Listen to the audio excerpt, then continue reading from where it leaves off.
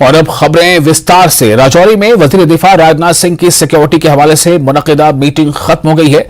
Meeting में security के हवाले से मुख्तलिफ उमूर पर बातचीत की गई। वजीर दिफा ने सिक्योरिटी के हवाले से अफसरान से जानकारी हासिल की। उन्होंने मीटिंग से पहले राजौरी में आर्मी बेस कैंप में फौजी जवानों से मुलाकात की। इस मीटिंग में lieutenant governor Manoj Sinha, army chief Manoj Pandey, शुमाली कमान के कमांडर उपेंद्र द्विवेदी के अलावा फौज के आला अफसरान मौजूद रहे। आपको बता दें कि राजौरी में सिक्योरिटी फोर्सेस ने एक दहशतगर्द को मार गिराया है। इसके कब्जे से मैगजीन, एक AK-56 और एक AK-66 राइफल समेत गोलियों के साथ साथ पिस्तौल और दस्ती बम भी बरामद हुए हैं। तो ये आप तस्वीरें देख रहे हैं और ये 3 अलग अलग तस्वीरें हैं जब वजीर दिफा राजनाथ सिंह वहां पहुंचते हैं। उन्होंने सिक्योरिटी का जायजा लिया, एक समीक्षा बैठक की और उसमें LG मनोज सिन्हा भी मौजूद रहे और आर्मी के सीनियर अफसरान भी मौजूद रहे। और दूसरी तस्वीर आप ये भी देखिए किस तरह से वजीर दिफा वहां फौजी जवानों से मिलते हुए नजर आ रहे हैं और इसका मकसद है कि फौजी जवानों में जो उनका हौसला है वो और बढ़े। तो राजौरी में वजीर दिफा राजनाथ सिंह की सिक्योरिटी के हवाले से मुनक़िदा मीटिंग जो है अब खत्म हो गई है, ये भी खबर आ रही है। वजीर दिफा ने सिक्योरिटी के हवाले से अफसरान से जानकारी हासिल की। उन्होंने मीटिंग से पहले राजौरी में आर्मी बेस कैंप में फौजियों से मुलाकात की, उनसे बातचीत की और इसका मकसद ये था कि फौजियों का हौसला बरकरार रहे।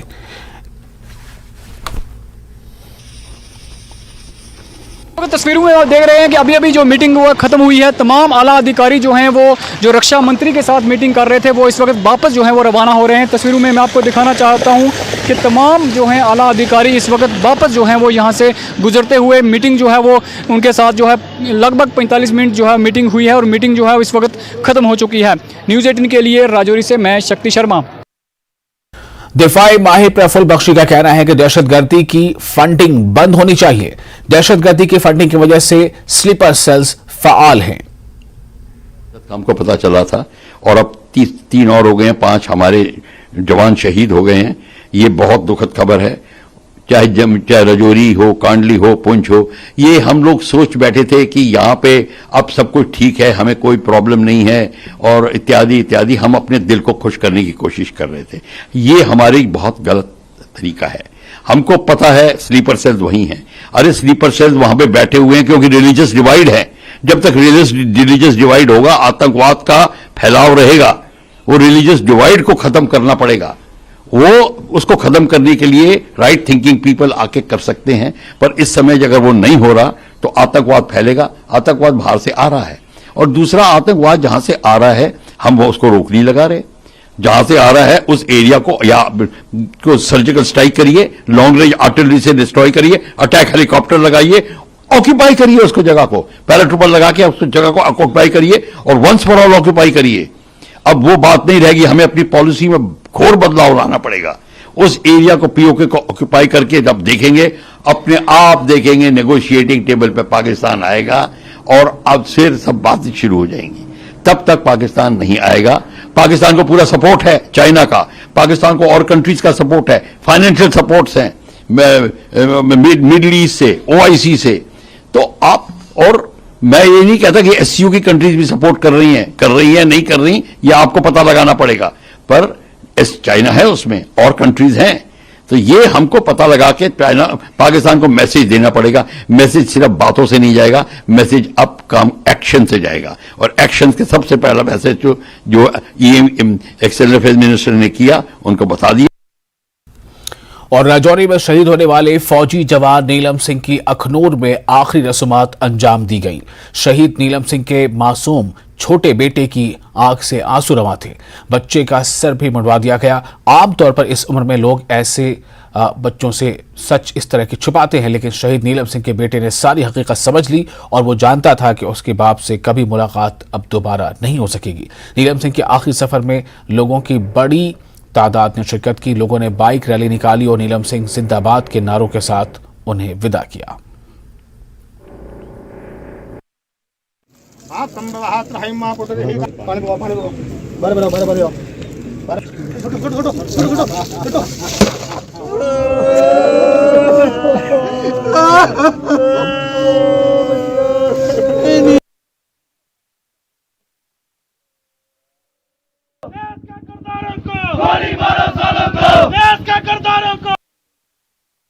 मैसेज देना चाहूँगा पाकिस्तान को? क्यों, हमारे सेंटर में अच्छी सरकार है, मोदी जी बहुत अच्छे हमारे प्रधानमंत्री है, लेकिन पाकिस्तान को खत्म ही कर देना चाहिए जड़ से, क्योंकि लाखों आदमी, लाखों घर बर्बाद हुए हैं।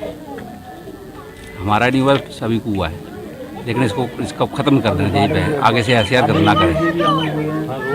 हर रोज ऐसा हो रहा है, आगे से ऐसी हरकत नहीं कर रही है, ठीक है ना। शहीद हो गया तो देश के लिए हुआ।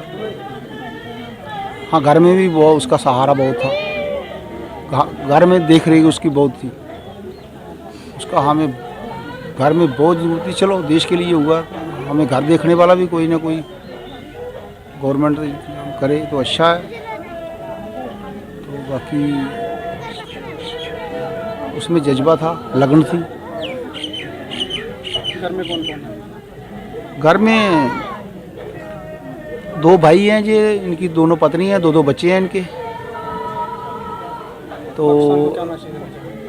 पाकिस्तान को मैसेज ऐसा मैसेज होना चाहिए कि कायराना हरकत करते हुए छुपकर वार किया है, जिसमें हमारे 5 जो नौजवान हैं वो शहीद हुए हैं और कुछ जख्मी भी हुए। जैसा कि पहले भी और अब भी इन शहीदों की शहादत जो है वो बेकार नहीं जाएगी, और जिन्होंने भी इस वारदात को अंजाम दिया है उन्हें बहुत जल्द मौत के घाट उतारा जाएगा। और जैसे आपने सुना भी होगा कि कुछ को मौत के घाट उतारा भी है, और हमें पूरी उम्मीद है कि जिस हौसले के साथ हमारे नौजवान आगे बढ़ रहे हैं उन्हें उसमें कामयाबी। क्या लग रहा है जुगल साहब, जिस तरह पिछले 6 महीने में 19 जवान जो हैं वो शहीद हुए हैं, तो अब एक क्या वही दिन दोहराना पड़ेगा, वही सर्जिकल स्ट्राइक, वही जो नया भारत जो है वो घर में घुसकर जो है प्रहार करता है, पाकिस्तान को क्या सबक सिखाने की अब एक बार फिर जरूरत जो है वो आन पड़ी है सर्जिकल स्ट्राइक को लेकर? बिल्कुल सही कहा आपने, बिल्कुल सही कहा। ये एक ऐसी बला है जो समझाने से नहीं समझती। अपने अंदरूनी हालात को ना दर्शाने के लिए ये ऐसी वारदातें जो हैं वो करते रहते हैं, और विशेष तौर पर अब जम्मू कश्मीर जो है वो तेज गति के साथ विकास की ओर आगे बढ़ रहा है, अमन और शांति की ओर आगे बढ़ रहा है। और इसी बीच शिवसेना डोगरा फ्रंट ने राजौरी हमले के खिलाफ अपना एहतजाज दर्ज कराया है, जिसमें 5 फौजी जवान शहीद हुए थे।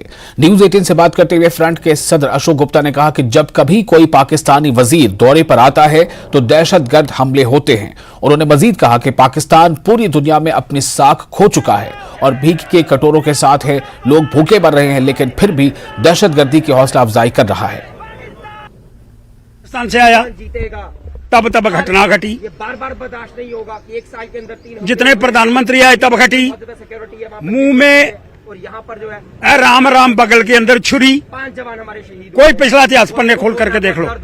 और आज भी आया तो रजौरी कांड दोहराया। फिर हम बुलाते क्यों हैं? क्यों उसका यहाँ आकर के? लेकिन ये जो बंदा है, ये हमारा विदेश मंत्री, कड़क जवाब दिया, थप्पड़ नहीं मारा एक, लेकिन घटना घट गई। एक कमांडो, हमारे 5 कमांडो वो हमारे से अलग हो गए, शहीद हो गए। लेकिन मैं प्रश्न करना चाहता हूं, ऐसे पाकिस्तानी को यहां बुलाने का मतलब क्या है? हमने उसको चांटा मारा, अच्छी बात है। ये विदेश मंत्री ने वो करा जो कोई नहीं कर सकता, मुंह नहीं लगाया, उसको बातचीत नहीं करी, हाथ नहीं मिलाया, लेकिन हमारा नुकसान हो गया। हमारे शहीद चले गए, घर में नहीं दाने, अम्मा चली बुनाने, घर में राशन नहीं है, आटा नहीं है, 200 रुपए किलो आटा बिक रहा है, लेकिन मिचीवियस बातें करने से वो पीछे हटने का प्रयास नहीं कर रहा। इसलिए मैं मांग करना चाहता हूँ आर पार, और उसको अरेस्ट करके जेल के अंदर डालने का हमको प्रयास करना चाहिए था, उसको जाने नहीं देना चाहिए। Jammu Kashmir high court bar association ने जम्मू डिस्ट्रिक्ट कोर्ट कॉम्प्लेक्स में राजौरी दहशतगर्द हमले की मजम्मत की है। बार एसोसिएशन के सेक्रेटरी परवेज सिंह सलारिया ने इस हमले का सख्त जवाब देने पर जोर दिया है। उन्होंने सरहद पार एक बार फिर सर्जिकल स्ट्राइक करके टेरर फैक्ट्रीज को तबाह करने की जरूरत जाहिर की है। उन्होंने कहा कि सारा मुल्क आज शहीदों के अहले खाना के साथ है। उन्होंने हुकूमत से शहीदों के अहले खाना से हर मुमकिन मदद करने की अपील की है। कल कायराना हरकत की है, हम उसका कड़े जोर से निंदा करते हैं और कंडेम्ड करते हैं ऐसे अटैक को, जिससे पाकिस्तान हमारे देश की यूनिटी और इंटीग्रिटी तोड़ने की कोशिश कर रहा है। हम एज ए सिटीजन और एज एन इंडियन आर्मी जो हमारी है उनका हम मुंह तोड़ जवाब देंगे और उनके इरादों पे उनको हम कामयाब नहीं होने देंगे। हम तो सरकार से ये भी रिक्वेस्ट करेंगे कि इस चीज को खत्म करने के लिए अगर अब एक और सर्जिकल स्ट्राइक भी करनी पड़े तो वो करे, पूरा देश उनके साथ खड़ा है, हमारी आर्मी उनके साथ खड़ी है। जो लोग शहीद हुए हैं, जो इंडियन सोल्जर शहीद हुए हैं, हमारा पूरा इंडिया उनके फैमिली के साथ कंधे से कंधा मिला के खड़ा है और उनकी शहादत कभी भी वेस्ट नहीं जाएगी। हमें प्राउड है इंडियन आर्मी पे जो पाकिस्तान के इन इरादों को सफल नहीं होने दे रहे हैं। पाकिस्तान की अगर आप अपनी कंडीशन देखोगे इस टाइम पे वो पूरे वर्ल्ड में एक कमजोर सी कंट्री बन के रह गया है। अब इसी तरीके से वो अपने जो फायदे हैं वो कामयाब करने की कोशिश कर रहे हैं कि हमारे यहाँ पे क्रॉस बॉर्डर टेररिज्म को भेज के हमारे देश की यूनिटी को तोड़ने की कोशिश कर रहे हैं, बट इस तरीके से हम उनको कामयाब नहीं होने देंगे। Director school education Jammu Ashok Kumar Sharma ने कहा है कि टीचिंग स्टाफ की ट्रांसफर पॉलिसी तयशुदा कवायद के मुताबिक लागू की जा रही है। जम्मू में मीडिया से बात करते हुए उन्होंने कहा कि तदरीसी अमले के कम अज कम क़याम का तयन तालीमी इदारों के जोग्राफियाई सूरत हाल के मुताबिक किया गया है। उन्होंने वाज़ेह किया कि किसी भी मिड टर्म ट्रांसफर की इजाजत नहीं दी जाएगी क्योंकि इससे तालीमी इदारों में शेड्यूल में खलल पड़ता है। कुछ टीचिंग स्टाफ को इनकी सहूलत के मुताबिक अटैच करने से मुतालिक सवाल के जवाब में डायरेक्टर एजुकेशन ने कहा कि अटैचमेंट के कल्चर की इजाजत नहीं दी जाएगी और असातिज़ा को अपनी तैनाती की जगहों पर खिदमात अंजाम देना होंगी। मिनिमम स्टे जो है वो 3 साल रखा गया है, लेकिन जोन 4 और 5 में स्टे को थोड़ा कम किया गया है because they are inaccessible areas. और हार्ड जोन जो जिसको हम जोन 5 कहते हैं, that is the toughest zone, उसमें स्टे का एरिया जस्ट 1 ईयर रखा गया है। और जो लोग वहाँ के लोकल हैं और बाहर नहीं आना चाहते हैं वो उनको वहीं पे रखा जाएगा। ऐसा नहीं है कि सबको मास ट्रांसफर्स कर दी जाएंगी, this is not possible to manage. और डिपार्टमेंट का एम भी नहीं है कि हम एजुकेशन को स्टेबलाइज करें, डिस्टेबलाइज करें और टीचर्स को भी डिस्टेबलाइज करें।